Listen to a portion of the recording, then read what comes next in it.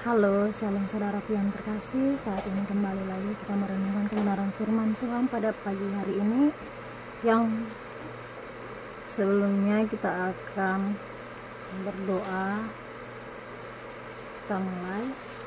Bapa, terima kasih Tuhan, pagi hari ini kami boleh mengucap syukur kepada Tuhan atas segala kebaikan Tuhan, atas segala rahmat-Mu yang banyak, yang berlimpah Tuhan bagi hidup kami. Terima kasih Tuhan, sebentar kami akan merenungkan kebenaran firman-Mu.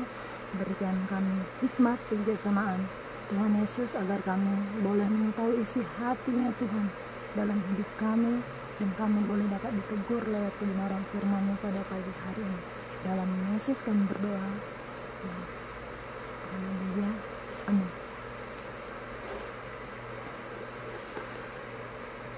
Pembacaan firman Tuhan pada pagi hari ini yang terambil dari kitab Mazmur 40 ayat 1 sampai ke 6. Judulnya Syukur dan Doa. Untuk pemimpin biduan, Mazmur Daud. Aku sangat menanti-nantikan Tuhan, lalu Ia menjenguk kepadaku dan mendengar teriakku minta tolong. Ia mengangkat aku dari lubang kebinasaan, dari lumpur rawa. Ia menempatkan kakiku di atas bukit batu, menetapkan langkahku. Ia memberikan nyanyian baru dalam mulutku untuk memuji Allah kita.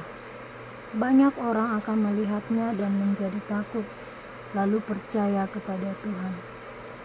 Berbahagialah orang yang menaruh kepercayaannya pada Tuhan, yang tidak berpaling pada orang-orang yang angkuh, atau kepada orang-orang yang telah menyimpang kepada kebohongan. Banyaklah yang telah Kau lakukan ya Tuhan Allahku, perbuatan-Mu yang ajaib dan maksud-Mu untuk kami, tidak ada yang dapat disejajarkan dengan Engkau. Aku mau memberitakan dan mengatakannya, tetapi terlalu besar jumlahnya untuk dihitung. Amin. Syukur dan doa ya. Syukur dan doa. Praise and pray. Praise pujian, pujian syukur, pray doa. Jadi di ayat yang pertama tadi, ayat yang kedua ya. Aku sangat menanti-nantikan Tuhan, lalu Ia menjenguk kepadaku dan mendengar teriakku minta tolong. Nah, buat orang-orang yang percaya, yang selalu mengandalkan Tuhan, maka Tuhan akan datang kepada dia. Tidak akan pernah terlambat untuk menolong dia. Dia akan datang mendengar teriak kita, mendengar seruan kita minta tolong. Di ayat ketiga, Ia mengangkat aku dari lubang kebinasaan, dari lumpur rawa. Ia menempatkan kakiku di atas bukit batu, menetapkan langkahku. Nah, ini jadi Ia mengangkat aku dari lubang kebinasaan, berarti Dia tidak akan membiarkan kita terjatuh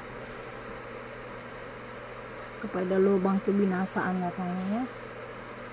Dia tidak akan membiarkan kita hancur dari lumpur rawa yang begitu menakutkan ya, yang begitu ingin membinasakan kita, ingin menghancurkan hidup kita. Ia menempatkan kakiku di atas bukit batu, nah di tempat yang tinggi, tidak di tempat kedalaman. Di ayat keempat, Ia memberikan nyanyian baru dalam mulutku untuk memuji Allah kita. Nah, di sini jika kita semakin menanti-nantikan Tuhan, memberi harapan kita sama Tuhan, mengandalkan Tuhan, maka Tuhan akan memberikan nyanyian yang baru. Seperti Mazmur Daud yang selalu memuji-muji Tuhan, menyembah Tuhan Yesus. Untuk memuji Allah kita. Banyak orang akan melihatnya dan menjadi takut, lalu percaya kepada Tuhan. Nah, lewat diri kita yang menjadi garam dan terang dunia akan melihat, akan menyaksikan kehidupan kita ini.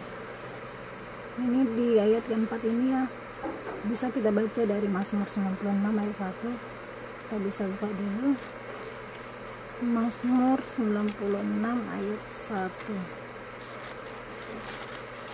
Sebentar, main. Judulnya Allah Tuhan dan Hakim seluruh dunia. Ayat yang pertama, nyanyikanlah nyanyian baru bagi Tuhan, menyanyilah bagi Tuhan hai segenap bumi. Nyanyikanlah nyanyian baru bagi Tuhan, menyanyilah bagi Tuhan hai segenap bumi. Sini bisa dijelaskan ya. Jadi kita harus bernyanyi, nyanyian yang baru, pujian-pujian bagi Tuhan, mazmur kita sama Tuhan. Mazmur itu seperti, terima kasih Tuhan, kami bersyukur, kami menyembah-Mu Yesus, haleluya. Seperti itu ya. Dan juga lagu-lagu pujian.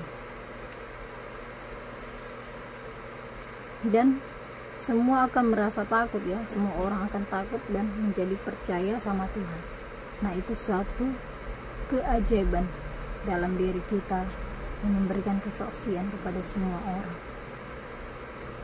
Kita lanjut di ayat kelima, berbahagialah orang yang menaruh kepercayaannya pada Tuhan. Nah, ini dia ya, yang selalu menaruh kepercayaannya kepada Tuhan. Berbahagia katanya, tidak bersedih hati. Jadi intinya kita harus menaruh kepercayaan kepada Tuhan, serahkan diri sama Tuhan, andalkan Tuhan dalam setiap masalah hidupnya, dalam setiap musim hidupnya. Lanjut di ayat kelima, yang tidak berpaling kepada orang-orang yang angkuh.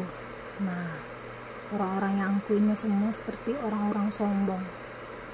Untuk apa kita berpaling kepada orang-orang yang sombong? Mungkin dia perhatian sebentar, tetapi bisa jadi itu untuk memanfaatkan kita, untuk menguntungkan dia. Tetapi bagi Tuhan adalah tulus. Tuhan akan memberikan yang terbaik bagi kita. Sedangkan orang-orang yang angkuh itu adalah sombong. Jadi buat apa kita menaruh harapan kita, berpaling sama orang-orang tersebut?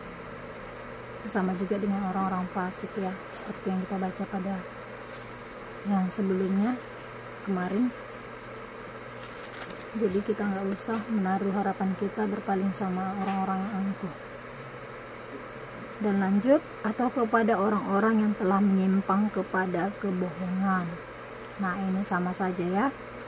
Jadi kita nggak usah memberikan hidup kita, nggak usah minta nasihat dari orang-orang bodoh, orang-orang yang tidak mengenal Tuhan, orang-orang yang tidak takut akan Tuhan, orang-orang yang tidak sejalan dengan firman Tuhan ini. Karena pikirannya itu yang nantinya yang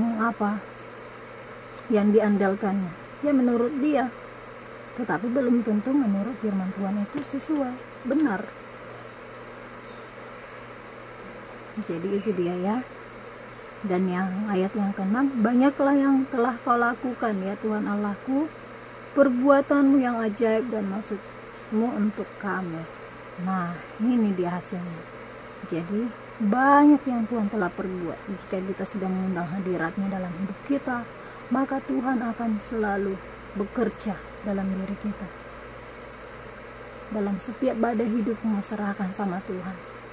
Jangan terlalu banyak menggosip, jangan terlalu banyak mengandalkan pikiranmu, mengandalkan manusia yang tidak dekat dengan Tuhan ini. Sama seperti sebelumnya saya pernah bilang, jangan meminta nasihat orang-orang fasik. Karena kita tahu kehidupannya seperti apa. Orang-orang yang menasihati kita, yang tidak sejalan dengan firman Tuhan ini. Tetapi kalau dia hidupnya benar di hadapan Tuhan, sejalan dengan firman Tuhan, mengikuti, melakukannya dari kehidupannya yang benar, kita bisa dinasihatin. Tapi kalau tidak sesuai dengan firman Tuhan, maka kamu akan masuk ke dalam lubang kebinasaan tadi. Jadi sama-sama dong mendapatkan upah. Yang berikan nasihat orang fasik tadi sama dengan yang dinasihatinya diterimanya. Akhirnya masuk ke lubang kepada kebinasaan. Sayang sekali ya kehidupan kami kalau seperti itu. Sayang sekali lah kehidupan kita itu. Jadi mari kita membenahi diri. Inilah merenungkan siang dan malam. Tidak perlu banyak berkumpul pada kumpulan cemooh, orang yang suka menyindir orang, mencampuri urusan orang, padahal tentu hidupnya belum tentu seperti itu baik. Tapi di sini dalam firman Tuhan ini ya, yang kesukaannya adalah firman Tuhan, merenungkannya siang dan malam, duduk berdiam di dalam rumah Tuhan, di hadiratnya Tuhan. Selagi masih ada waktu. Kalau nggak ada waktu lagi, maka sia-sia, sama seperti orang-orang wanita-wanita yang bodoh dan wanita-wanita yang bijaksana. Hidupmu akan sia-sia, nggak ada persiapan. Jadi kita lanjut di ayat ke-6 yang terakhir. Tidak ada yang dapat disejajarkan dengan Engkau. Tidak ada yang bisa dapat disamakan dengan firman Tuhan ini. Firman Tuhan ini adalah murni, dan firman ini adalah Allah sendiri. Jadi nggak ada yang dapat ditambahi dan tidak dapat dikurangi. Itu dia ya. Jadi hanya firman Tuhan inilah yang dapat kita tiru, kita contoh, kita hidupi, kita lakukan. Lanjut, aku mau memberitakan dan mengatakannya, tetapi terlalu besar jumlahnya untuk dihitung. Nggak perlu dihitung karena ini memang firman Tuhan ini banyak kehidupannya. Pokoknya kita berjalan sesuai dengan firman Tuhan ya Yesus. Amin saudara. Demikianlah firman Tuhan yang saya dapat seringkan pada pagi hari ini. Semoga kita semua diberkati lewat kebenaran firman Tuhan yang kita baca pada pagi hari ini. Mari kita berdoa sebelum menutup firman Tuhan pada pagi hari ini. Tuhan Yesus, kami bersyukur Bapa firman-Mu yang menegur kami pada pagi hari ini juga Tuhan. Bagaimana Tuhan agar kami hidup mengandalkan Tuhan, mengikuti perintah Tuhan Yesus, agar kami tidak hidup di jalan orang maksiat fasik Tuhan, orang fasik yang tidak berjalan di dalam orang-orang yang tidak mengandalkan Tuhan, orang-orang yang bodoh Tuhan Yesus. Tolong kami Bapa, supaya kami punya hikmat, kebijaksanaan dalam menjalani hidup kami berjalan sesuai kebenaran firman-Mu Bapa, agar di mana Tuhan kedatangan Tuhan Yesus kami telah bersiap sedia Bapa. Terima kasih Tuhan, inilah menjadi doa kami Bapa.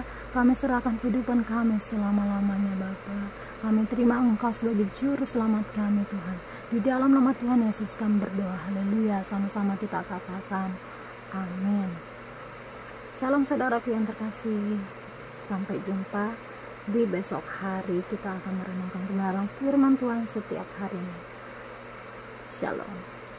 Tuhan Yesus memberkati.